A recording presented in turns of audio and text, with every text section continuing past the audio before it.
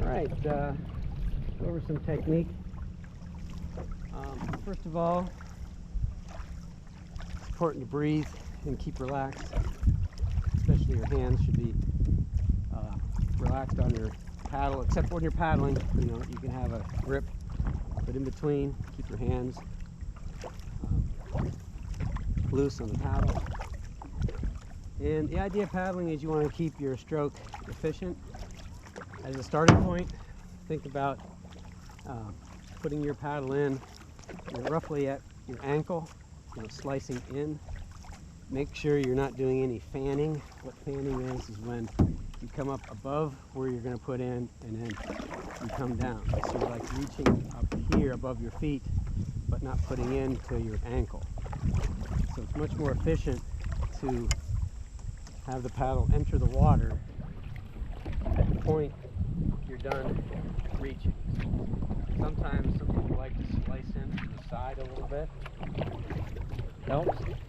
Or if you, like the Andy Treebold method in the sense is if you lift your arm up slightly, then it makes it easier to drive down in straight.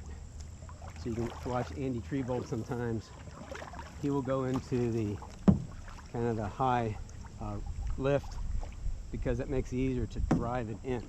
And that might be a strategy that works for you. Again, you have to do what works for you.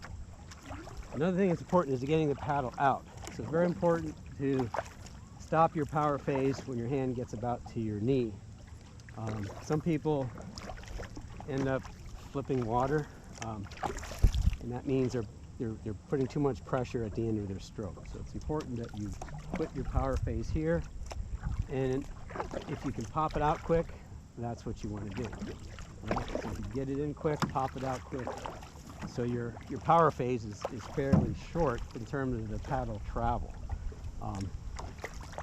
Is really efficient. Now, in a cruise, if you're on a wake, you can extend your stroke for a more relaxing, maybe burning less calories, right? You can maybe reach a little bit further, kind of like I'm doing here, right? This is more of a relaxing stroke, or more recovery stroke. Reaching a little bit, maybe pulling back a little bit more, and slower stroke rate is a good way to kind of recover and mix up your super efficient power stroke. But in general, if you are looking at your maximum speed, you want a stroke that's, very, very short power phase. Then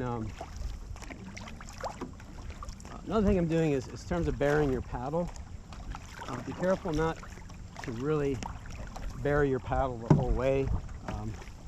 If your paddle sinks in roughly to your sticker below, that should be sufficient. It makes it easier for the paddle to come out. And it doesn't really hurt your speed. I found that out the hard way or an easy way. I was just trying to fake out the people behind me. And I told my partner, Holly, just put your paddle in a third of the way and splash a lot of water. And just to psych out the people behind us that we're like sprinting, And it turns out we actually were going really fast. So the water was shallow. This is from foot down to the finish line at the Asable, and we had one of the fastest split times, and we were just faking it. It was really weird. But anyways, it's not necessary to bury your paddle. Can't even think of a situation where you need to be completely in the water. Okay, it's partial. Think about halfway to 2/3, probably plenty. All right, that's it for now. GoPro, stop recording. GoPro, stop recording.